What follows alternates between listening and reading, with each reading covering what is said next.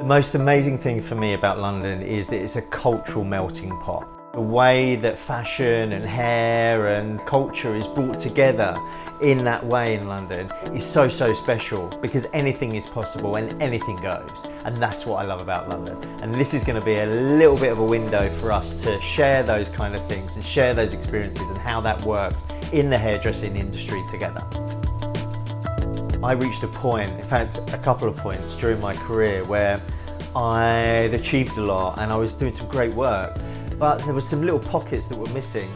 And what was apparent to me is that I needed to look outside of my actual environment and look at new techniques and new inspirations, new cultures, whatever it was, to gain those pieces of information that were going to drive me forward. Whether it was refining my technique or whether it was just looking at a different approach of being able to visualize and create and be able to then go on and design. By doing that, what happened was, instead of my career just kind of trundling up there, it actually started to go up at a really high rate, really quickly. And I think education, as we all know, and sharing is the utmost point of what we do.